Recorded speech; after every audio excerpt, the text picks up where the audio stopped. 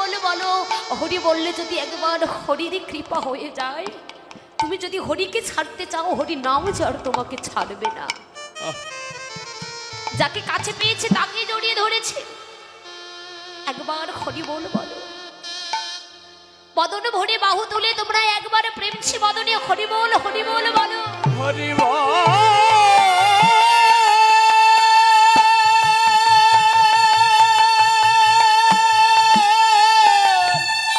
এই হরিনাম ছাড়া যে তোদের আর কোনো গতি নেই, মধুর নাম ছাড়া তোমাদের আর কোনো উপায় নেই।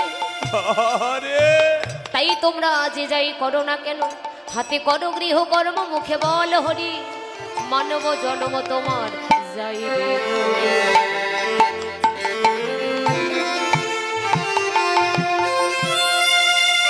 আমরা সংসারে জীব, সংসার আমাদের করতেই হবে, তার মধ্য দিয়েও কিন্তু নামটা করতে হবে। নাম ছাড়া জীবের কোনো গতি নেই। এক কৃষ্ণ নামে যত পাপ হরে, পাপীর সাধ্য নাই তত পাপ করিবারে পারে।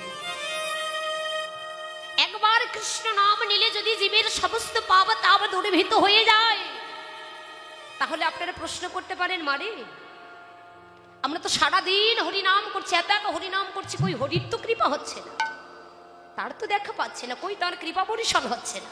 বলে কি করে হবে? ডাকার মতো যদি তোমার ডাক না হয়, তবে তো তার করুণা হবে না, কি করে তার কৃপা হবে? ডাকার মতো যদি তুমি ডাকতে পারো, ডাকটা যদি শুদ্ধভাবে করতে পারো, সঠিক সময়ে যদি তুমি তাকে ডাকতে পারো, আর সেই ডাকি যদি থাকে প্রেম আর ভক্তি, তবে তো নামের দেখা পেতে পারে, তবে তো নামের কৃপা হলেও হতে পারে। মাগো মনে করেন আজকে আপনি খুব সুন্দর একটা তরকারি রান্না করছে, তরকারিতে যা যা লাগে প্রচুর পরিমাণে সব দেওয়া হয়েছে মা, কিন্তু এই তরকারিতে যদি লবণ না দেওয়া হয়, তরকারিটা খাওয়ার উপযুক্ত হবে বাবা? তেমনি আপনি আমি সারাদিন যতই হরি নামে করি না কেন, নামের মধ্যে যদি প্রেম না থাকে বাবা, নামে যদি ভক্তি না থাকে, আপনি আমি যতই সারাদিন হরি নামে করি না কেন, কোনোদিনও হরির কৃপা হবে না, নামের দেখা আমরা পাবো না।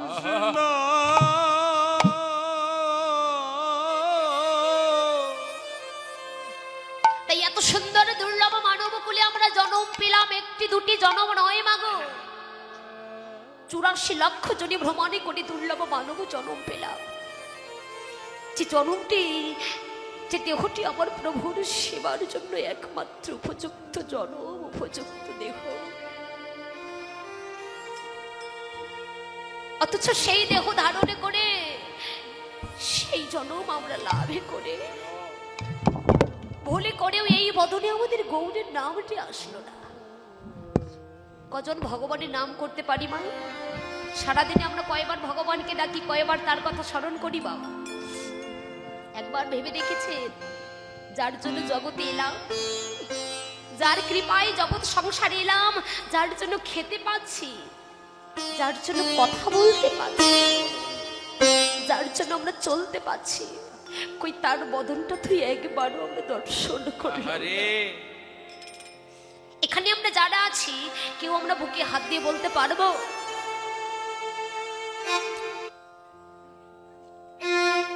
এখানে আমরা যারা আছি কেউ কিন্তু বুকে হাত দিয়ে বলতে পারবো না বাবা। কোনদিন বলেছিলাম, গৌড়ে তোমার দেওয়াই হস্ত দ্বারা এই একটি পুষ্প আমি আমার নয়ন গঙ্গা জলে তোমার শ্রীচরণী অর্পণ করলাম, তুমি নিজ করে কৃপা করে দাস করে নিও প্রভু।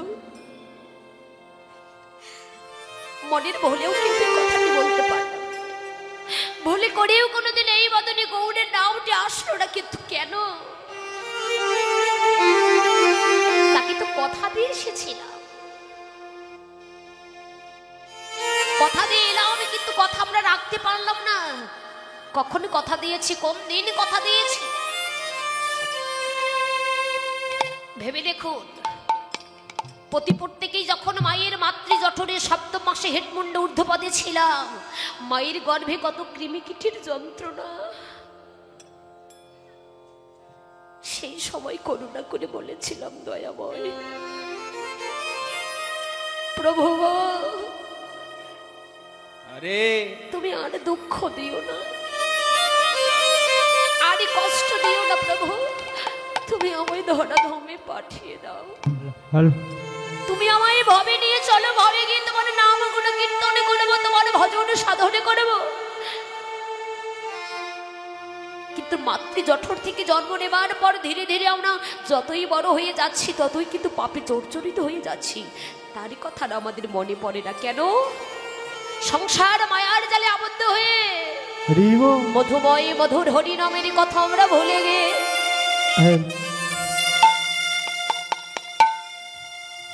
আমরা প্রতি প্রত্যেকের দুদিনের খেলায় মেতে আছি। নাগরী রে নাগরী রে, কোনদিন এই বদনে খাগৌর বলে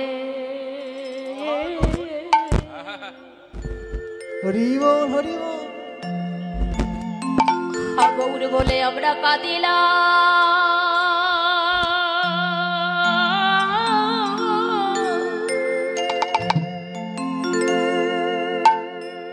আমরা কাঁদিলাম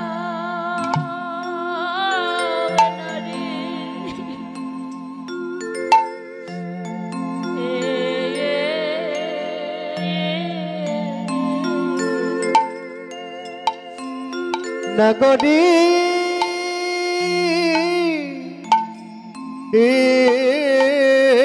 রে,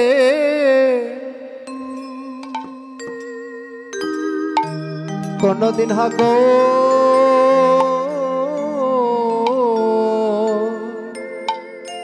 ও রে বলে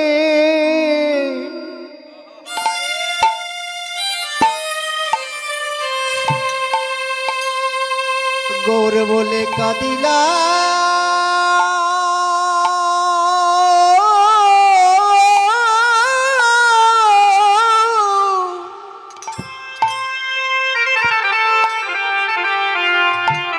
আমরা কাঁদিলাম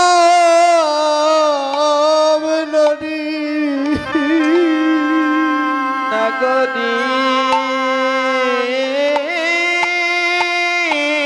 রে,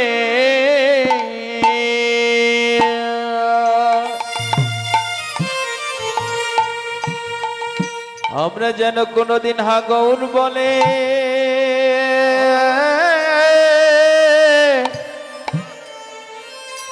হাগৌর বলে কাঁদিলাম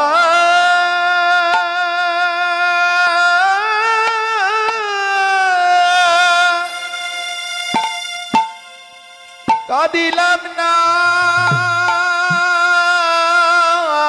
গো। হয়নি আমার সাধের জন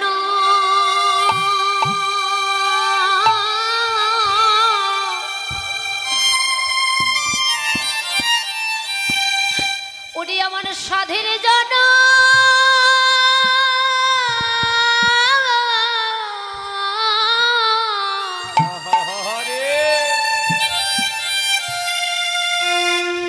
সাধের জন্ম আমার বিফলে গেল।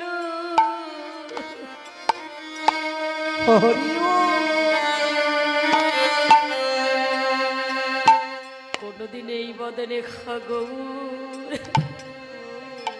আরে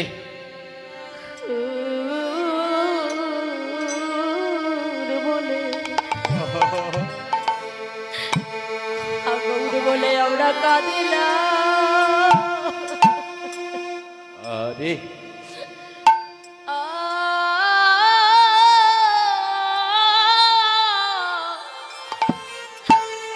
আমরা কাঁদিলাম না রে।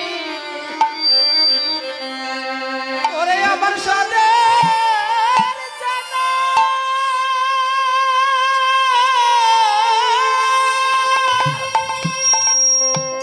আমার সাথে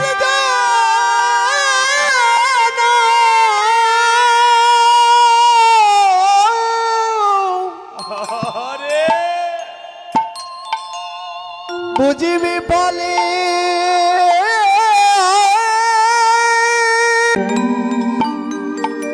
বুঝিবি বলে গেল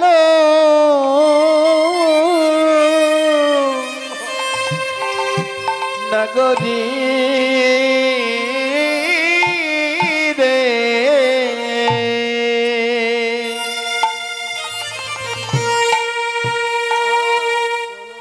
এই বদনে কোনদিন হাগৌর বলে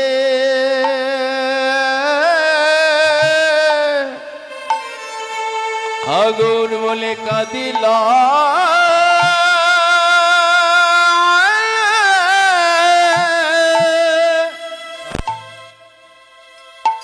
কাঁদিলাম না গো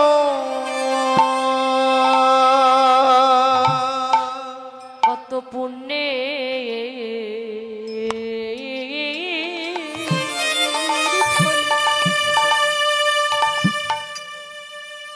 কত পুণ্যের ফলে আমরা পেয়েছি এই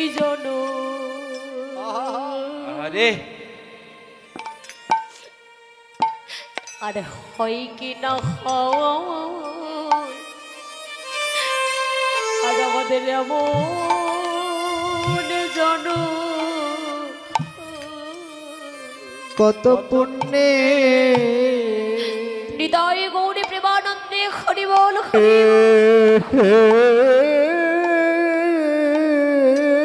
ফলে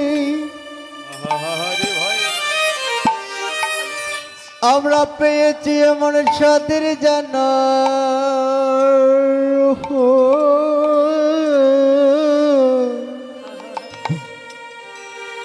আমার সাথী এর জন্য বুঝিবি বলে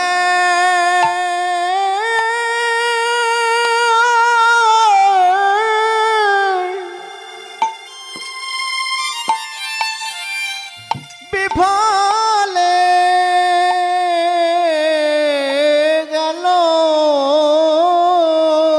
কত কামে কামনা কত সাধনা করে পেয়েছি এই দুর্লভ মানব কুলে জন্ম যে জন্মটি প্রভুর সেবার জন্য একমাত্র উপযুক্ত জন্ম যে দেহটি আমার প্রভুর সেবার জন্য একমাত্র উপযুক্ত দেহ অথচ সেই দেহ সেই জন্ম আমরা লাভে করি ভুলে করেও কোনোদিন এই বদনে হা গৌর বলে আমরা কাঁদিতে পারলাম না পেয়েছি বাবা কজনে গৌর নামে কাঁদতে পারি হরি বল দেখবেন সংসার মায়ার জালে পড়ে তো অনেকেই কাঁদছে মা কাঁদছে না সংসারে আপনার ভালোবাসার মানুষ যদি এখনই আপনাকে ছেড়ে এই জগৎ ছেড়ে যদি চিরবিদায় নিয়ে চলে যায় আপন জন ছেড়ে চলে গেল বলে আত্মীয় স্বজন বন্ধু বান্ধব পাড়া প্রতিবেশী ছেড়ে চলে গেল বলে তাদের মায়ায় পড়ে আমরা কাঁদছি তাদের ভালোবাসার টানে ভালোবাসায় কাতর হয়ে আমরা কাঁদছি কিন্তু একবার ভেবে দেখেছি যার জগতে এলাম যিনি কৃপা করে এত সুন্দর দুর্লভ মানবকুলে জন্ম দিলেন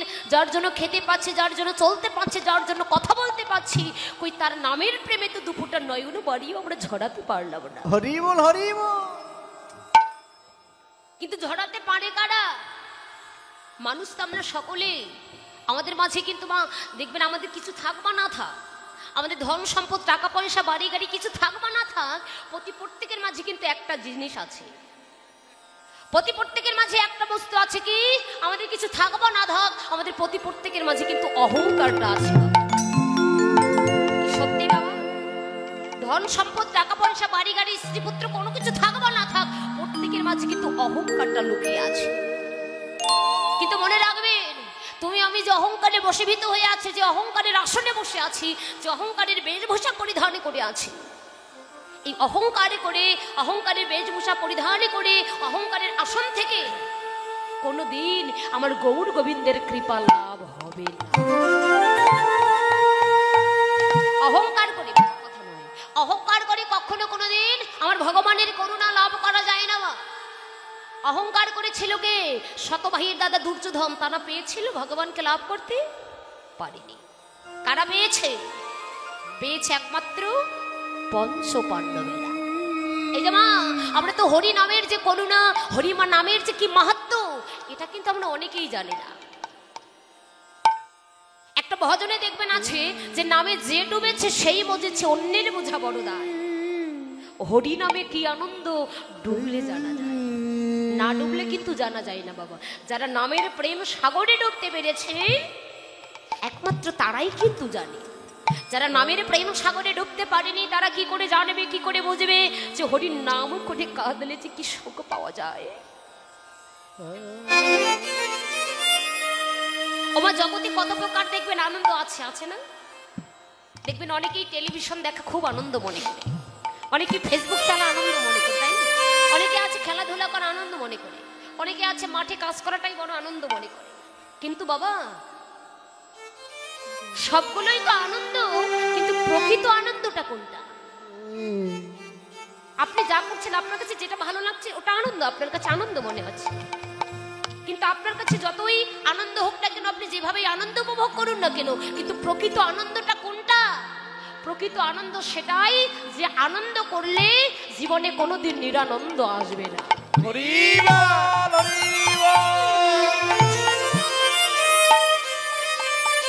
যে আনন্দ উপভোগ করলে জীবনে কোনোদিন নিরানন্দ আসবে না, তাহলে সেই আনন্দটা কোনটা? আপনি সারাদিন গেম খেলবেন ফোনে, আপনি ফেসবুক চালাবেন, দেখবেন আপনার চোখের জ্যোতিটা নষ্ট হয়ে যাবে কিছুদিন পর, তাই না? টেলিভিশনের সামনে থাকবেন, বেশি বেশি টিভি ছেড়ে দেখবেন, কিছুদিন পর দেখবেন আপনার কি চোখের জ্যোতি নষ্ট হবে। মাঠে কাজ করবেন, দেখবেন নিশ্চয়ই মূল্যবান সময়টুকু নষ্ট করে এই এত সুন্দর ভক্তির বাজারে এসে এই যে ভুবনমঙ্গল হরিনাম সংকীর্তনের আয়োজন করেছে, যে ভুবনমঙ্গল হরিনাম সংকীর্তনের মাঝে এসে এত সুন্দর ভক্তের বাজারে বসে যারা হরি কথা আস্বাদন করছেন, কৃষ্ণ কথা আস্বাদন করছেন, আর নামের গুণে যারা নয়ন বাড়ি বরিশন করছেন, এই যে আনন্দটা উপভোগ করছেন বাবা, এই আনন্দে কিন্তু আপনার জীবনে কোনোদিন নিরানন্দ আসতে পারে না। আর একমাত্র যারা এই ভক্তের বাজারে বসে, একমাত্র যারা সাধু সঙ্গে গিয়ে ভক্ত সঙ্গ সাধু সঙ্গ করে হরি কথায় কৃষ্ণ কথায় যারা আনন্দ উপভোগ করে, ওই আনন্দই কোনোদিন নিরানন্দ আসে না। আর সেটাই হলো জগতে একমাত্র প্রকৃত আনন্দ। তাই তো মাগো, হরি নামে যে কি আনন্দ আছে, যারা নামের প্রেম সাগরে ডুবতে পেরেছে তারা জানে। মা গান্ধারীর কথা সবাই শুনেছেন, মা শোনেননি? এই যে মা গান্ধারী, তার কত পুত্র ছিল? 100 পুত্র ছিল, কিন্তু 100 পুত্রের মধ্যে তার কি হলো বাবা, 99টা পুত্র কিন্তু কুরুক্ষেত্রের মাঠে নিধন হয়েছিল, বাকি এক ছিল কে? দুর্যোধন। এই যে মা গান্ধারী অন্ধ ছিলেন, তাই না? আমরা সবাই বলি যে স্বামী অন্ধ, এই জন্য মা গান্ধারী অন্ধ, কিন্তু না, মা গান্ধারীর পিতা হলো সুবল রাজা। এই সুবল রাজা যখন অন্ধ ধৃতরাষ্ট্রের সঙ্গে বিবাহ বন্ধন করলেন, গান্ধারী মনে মনে ভাবনা করছে, সে তো আমার স্বামী, সে আমার পতি, আমার পিতা যেহেতু তার সঙ্গে বিবাহ বন্ধন করেছে, তাকে বিবাহ করতেই হবে, কিন্তু সে আমার যতই স্বামী হোক না কেন, সেই অভক্ত স্বামীর বদন আমি দর্শন করতে চাই না। মানে কৃষ্ণ ভক্তের স্বভাবটা কেমন, এটাই একটু জানবেন।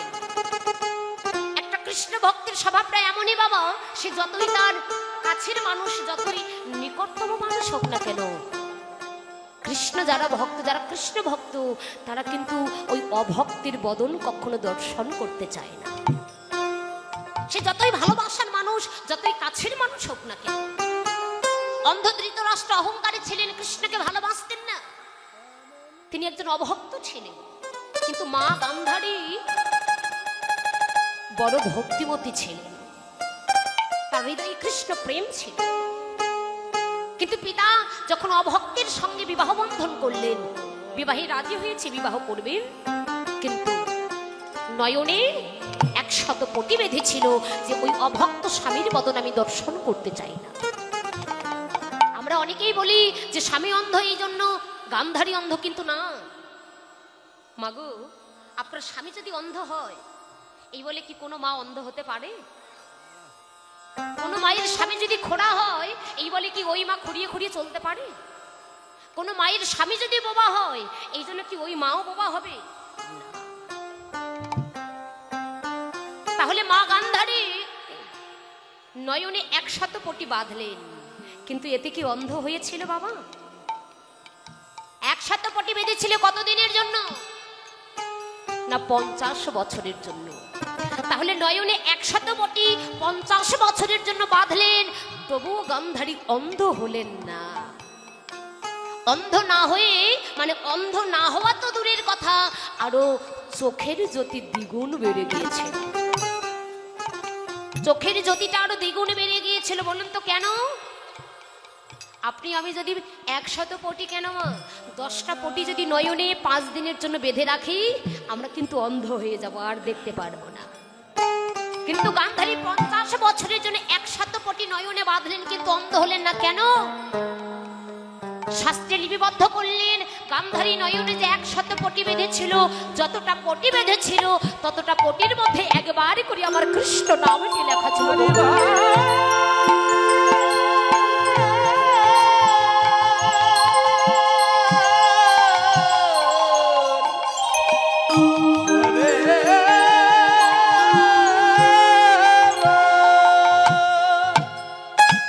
আর যারা কৃষ্ণ নামের পটি নয়নে বাঁধে, তারা কি কোনোদিন অন্ধ হতে পারে মা? যারা কৃষ্ণ নামের পটি নয়নে বাঁধতে পারে, তারা অন্ধ হওয়া তো দূরের কথা, তার চোখের জ্যোতি আরো দ্বিগুণ বেড়ে যাবে। তাই গান্ধারী নয়নে 100 পটি বাঁধলেন। তো এদিকে সেই গান্ধারীর 100 পুত্রের মধ্যে 99টা পুত্র যখন কুরুক্ষেত্রের মাঠে নিধন হলো, বাকি এক ছিল দুর্যোধন। গান্ধারী মনে মনে চিন্তা করছি, আমার একটি মাত্র সন্তান আছে, আগামী দিনে ভীমের সঙ্গে কুরুক্ষেত্রের মাঠে দুর্যোধনের যুদ্ধ। আমার এই দুর্যোধন ভীমের সঙ্গে যদি কুরুক্ষেত্রের মাঠে যুদ্ধ করতে যায়, আমার কোনো সাধ্য নেই আমি ওকে বাঁচাবো। তাই এক কাজ করতে হবে, যুদ্ধে যাওয়ার পূর্বে আমার দুর্যোধনকে আমায় আশীর্বাদ করতে হবে, যাতে কোনো ক্রমেই ভীম তাকে পরাজয় করতে না পারে। তাহলে তো আমার বংশে প্রদীপ দেবার মতো আর কেউ থাকবে না। মনে করেন আগামী দিনে ওই কুরুক্ষেত্রের মাঠে ভীমের সঙ্গে যুদ্ধ হবে দুর্যোধনে। গান্ধারী বলছে, দুর্যোধন, আমার 100 পুত্রের মধ্যে 99টা পুত্র কুরুক্ষেত্রের মাঠে নিধন হয়েছে রে বাবা, বাকি তুই রয়েছিস। তোকে যদি বাঁচাতে না পারি, আমার তো বংশে প্রদীপ দেবার মতো কেউ থাকবে না। তাই যুদ্ধে যাওয়ার পূর্বে আগের রাত্রিতে তুই কি করবি জানিস? রাত 12টার সময় তুই উলঙ্গ হয়ে আমার কাছে আসবি, আমি তোকে আশীর্বাদ দেব। আর আমি যদি তোকে আশীর্বাদ দেই, ভেবে কেন যত বড় যোদ্ধা আসুক না কেন, তোর কখনো পরাজয় করতে পারবে না।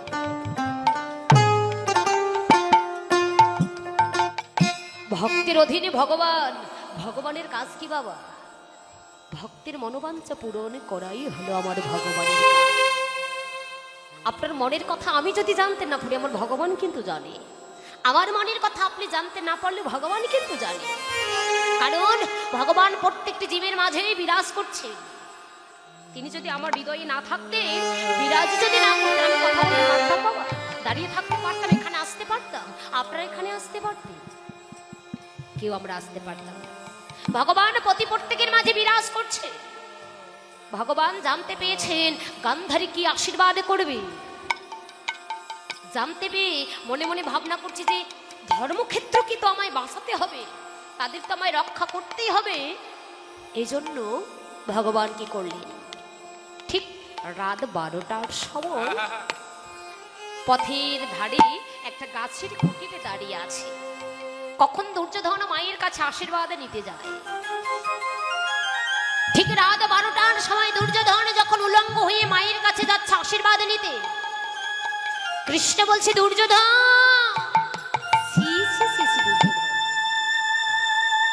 আর তোমার তো লজ্জা হওয়া উচিত।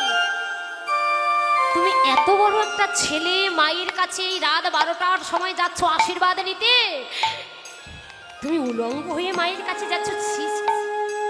আরে তুমি অন্তত একটা ডোর কৌপিন তো পরে নিতে পারো। আরে লোকে যে তোমাকে ওই ল্যাংটা রাজা বলে ডাকবে, তোমার তো একটু হলে লজ্জা থাকা উচিত। তুমি অন্তত একটা ডোর কৌপিন পরে নিতে পারো।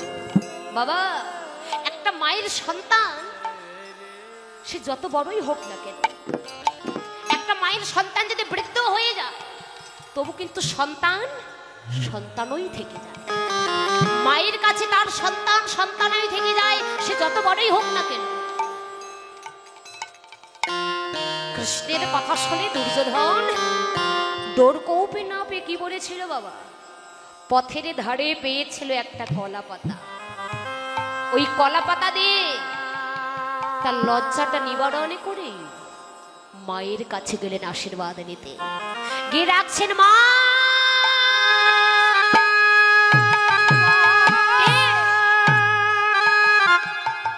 দুর্যোধন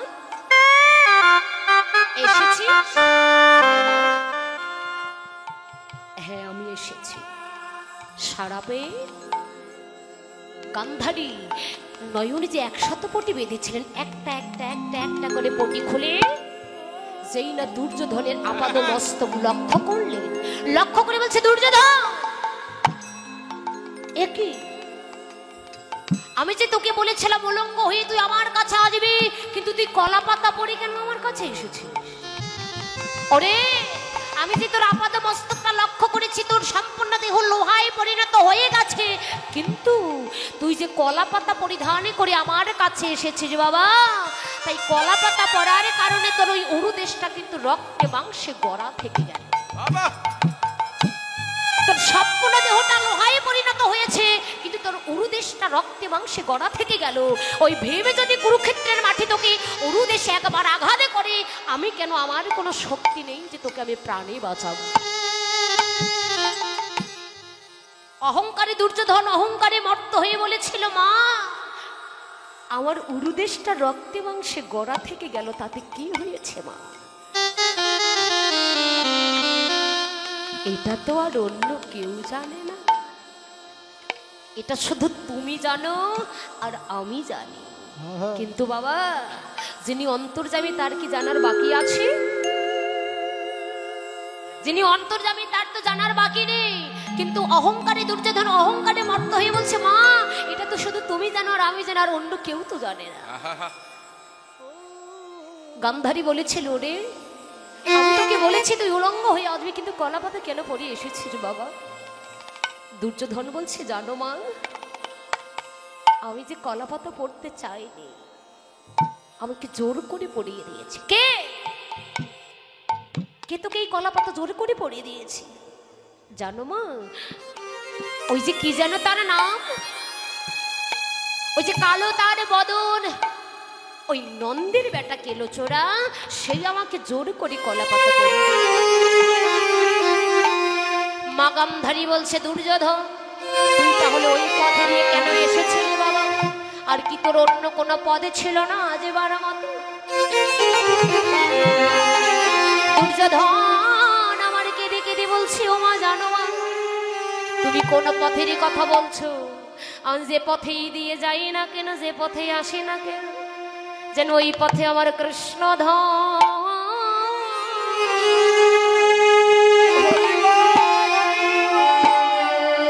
পথে দাঁড়াইয়ে থাকে।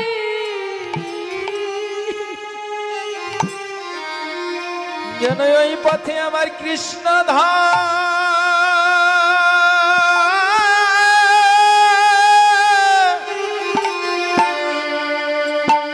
কৃষ্ণ ধন দাঁড়াইয়ে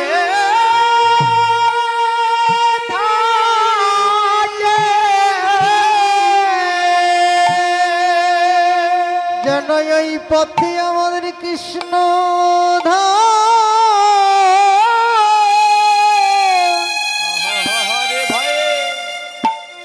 যেন দাঁড়ায়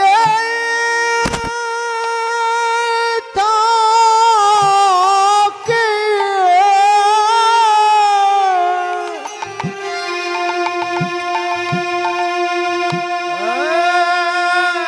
জগতে যাদের দেখার মতো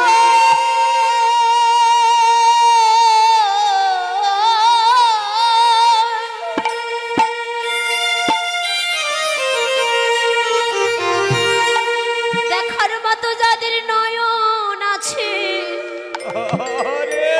তারাই তো আমার কৃষ্ণ ধনেকে দেখিতে পারে। আমি যে পথেই দিয়ে যাই না কেন, হরি বল। যেন পথ মাঝে আমার কৃষ্ণ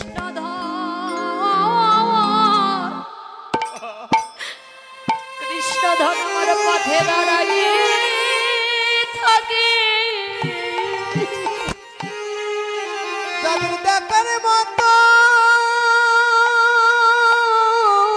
হৃদয়ে গৌরে প্রেমানন্দে হরি হরি বল হরি বল। দেখার মতো নয়ন হয়েছে,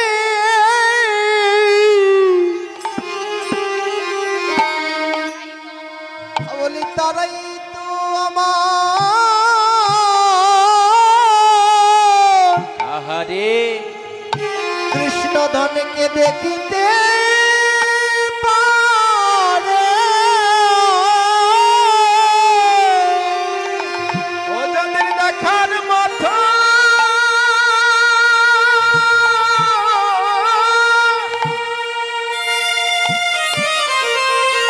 দেখার মতো নয়ন হয়েছে,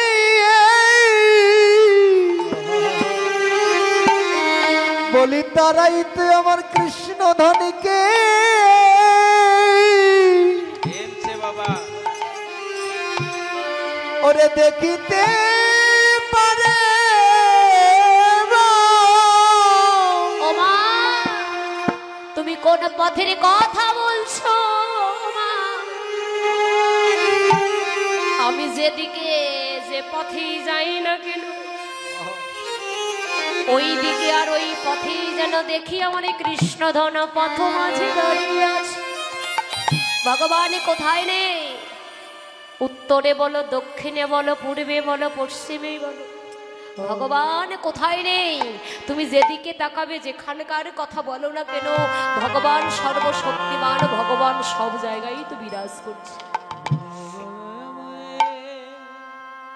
কুরুক্ষেত্রের মাঠে যুদ্ধ শুরু হয়ে গেল ভীমের সঙ্গে। ভীম কিছুতেই দুর্যোধনকে পরাজয় করতে পারছে না। যখন কিছুতেই পরাজয় করতে পারছে না, কৃষ্ণকে স্মরণ করলেন।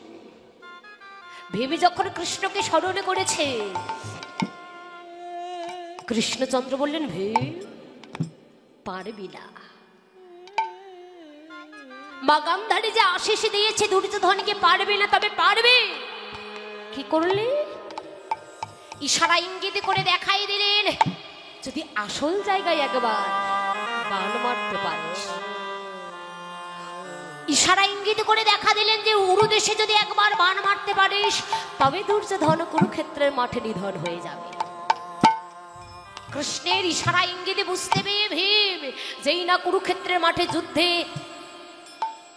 পরাজয় হতে যাচ্ছে, পাচ্ছে না, কৃষ্ণের ইশারা পেয়ে এবার যেই না উরুদেশে আঘাত করেছে, অমনি রক্তে রক্তাক্ত হয়ে গেল দুর্যোধন সেই কুরুক্ষেত্রের মাঠে।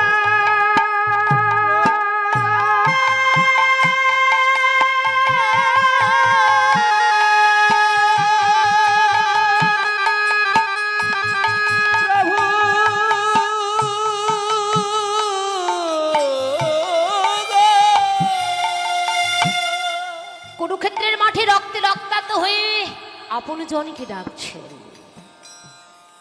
অহংকারী দুর্যোধনের অহংকার আর চূর্ণ হলো না, তবু আপন জনকে ডাকছেন। কিন্তু শেষের দিনে আপন জন সঙ্গে যায় বাবা। ওই শেষের দিনে ভাই বলো, বন্ধু বলো, স্ত্রী বলো, আর পুত্র বলো, বন্ধু বলো, বান্ধব বলো, পাড়া প্রতিবেশী বলো, আত্মীয় স্বজন বলো, ওই শেষের দিনে এই জগতে তোমার কেউ তো সঙ্গের সাথী হবে না। যেদিন তোমার ভবলীলা সঙ্গ হবে, সঙ্গ হবে, যেদিন তোমার ভবপারের ডাক এসে যাবে, এই জগতে সেদিন তোমার কেউ আপন হবে না। সেদিনে প্রাণ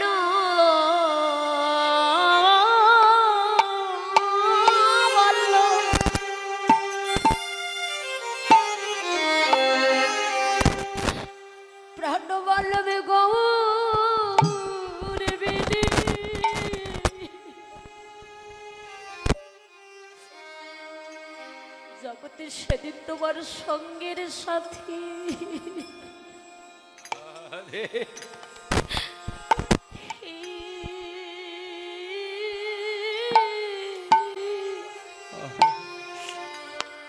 আর কেউ খাবে না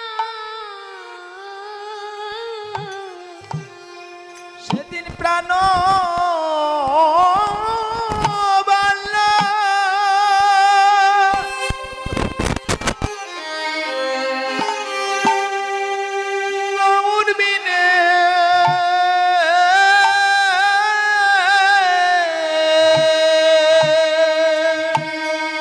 সেদিন তোমার কেউ তো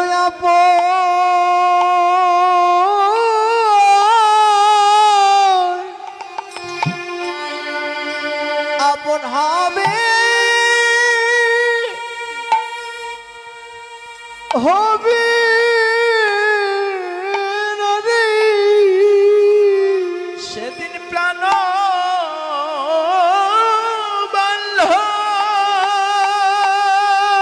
হৃদয়ে গৌর হরি বল হরি বল হরি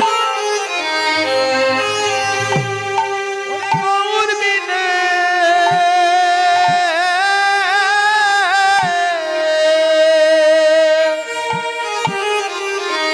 সেদিন তোমার সঙ্গের সাথী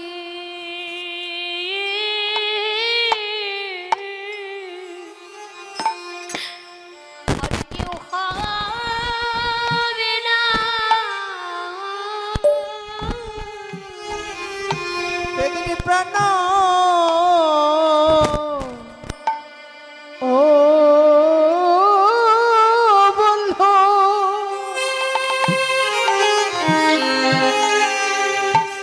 ওরে গৌর বিনে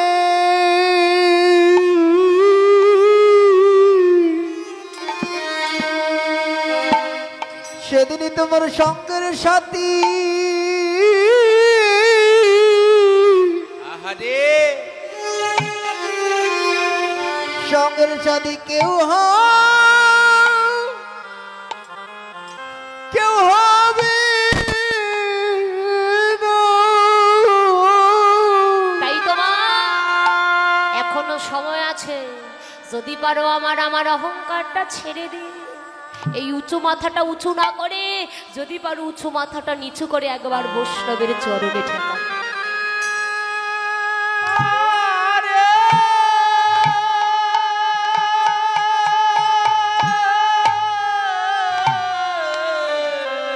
জাতির বিচার করো না, অহংকার করো না। জাতির বিচার না করে অহংকার না করে উঁচু মাথাটা নিচু করে যদি বৈষ্ণবের চরণে একবার ঠেকাতে পারো, এতে গৌর গোবিন্দের কৃপা হলেও হতে পারে। তাই এই জগতে শুধু ভক্ত ভগবানকে ভালোবাসে না, আমার ভগবান কিন্তু ভক্তকে বড় ভালোবাসে। তাই ডাকছেন আয় ধবলি আয় শ্যামলি বলে। এই যে ধবলি শ্যামলি বলে ডাকছে, ধবলি শ্যামলি কারা মা? বললেন তারাই তো ধবলি কারা, যাদের গৌর বলতে হৃদয় সাদা, যারা গৌর নাম ব্যতীত অন্য কোনো নাম জানে না, যারা গৌর ভাবনা ব্যতীত অন্য কোনো ভাবনা অন্তরে ভাবতেই পারে না, যারা দিবানিশি শয়নে স্বপ্নে গৃহ কর্ম পরিত্যাগ করে প্রত্যেকটি কর্মের মধ্য দিয়ে যারা মদনে গৌর বলে কাঁদে, কৃষ্ণ বলে কাঁদে, এই জগতে একমাত্র তারাই তো ধবলি। শ্যামলী কারা বাবা? বললেন তারাই তো শ্যামলী কারা, যে দুর্লভ মানব কুলে জন্ম পেল বটে, যে জন্মটি প্রভুর সেবার জন্য একমাত্র উপযুক্ত জন্ম, যে দেহটি প্রভুর সেবার জন্য একমাত্র উপযুক্ত দেহ, অথচ ভুলে করেও যাদের এই বদনে গৌরের নামটি আসলো না, এই জগতে একমাত্র তারাই তো। বললেন ধবলি কৃষ্ণ অনুমুখ আর শ্যামলীকে কৃষ্ণ বহির্মুখ বলছে না গোনা। এই জগতে কৃষ্ণ বহির্মুখ বলতে কেউ ছিল না। বৃক্ষের যে লতা পাতা আছে, যে কীট পতঙ্গ আছে, বৃক্ষলতা গুলমদয় আছে, সবাই কৃষ্ণ অনুমুখ, সবাই কৃষ্ণ বলে কাঁদে। তার কারণ ভজনের ভাব হলো দু রকমের, দু প্রকারে। একটা হলো স্বকীয়া কান্তা ভাব, আর অপরটি হলো পরকীয়া কান্তা ভাব। কিন্তু স্বকীয়া কান্তা ভাবের চাইতে পরকীয়া কান্তা ভাবকে আমার প্রভু বেশি ভালোবাসতেন, রীতি করতেন। কেন? যে পরকীয়া কান্তা ভাবের অধিকারী ছিল একমাত্র ব্রজগোপীদের। তাই প্রভু স্বকীয়া কান্তা ভাবের চাইতে পরকীয়া কান্তা ভাবটি বেশি রীতি করেন, ভালোবাসে। ওমা তার প্রমাণ দিয়েছিলেন চৈতন্য চরিতামৃতে। বললেন কাকার কোকিল দর্শনী একই রকম, কিন্তু চরিত্র দুজনের দু রকমের। কাকের ডাক বড় কর্কশ আর কোকিলের ডাক বড় সুমধুর। এদের আস্বাদন কি মা? বলেন অরসাধ্য গাছ জ্ঞান নিম্ন ফলে। কাকের ডাক বড় কর্কশ, আস্বাদন করেন নিম ফল। আর কোকিলের ডাক বড় সুমধুর, আস্বাদন করেন আম্ররস। আমফল হবার আগে আমবৃক্ষে মুকুল আসে না মা? আমফল হবার আগে আমবৃক্ষে যে মুকুল আসে, ওই মুকুলের বক্ষে দেখবে কিছু মধু আছে। এই পৃথিবীতে অনেক পশু পাখি আছে, ওই মধুর সন্ধানে কেউ জানে না একমাত্র কোকিল ছাড়া। তাই বললেন কোকিলে যেমন জানে মধুর সন্ধান, তেমনি কৃষ্ণ নামে কত আনন্দ, কত প্রেম। এই জগতের মাঝে যারা শুদ্ধ ভক্ত, যারা রসাদ্য ভক্ত, একমাত্র তারাই তো জানে হৃদয় গৌর হরি।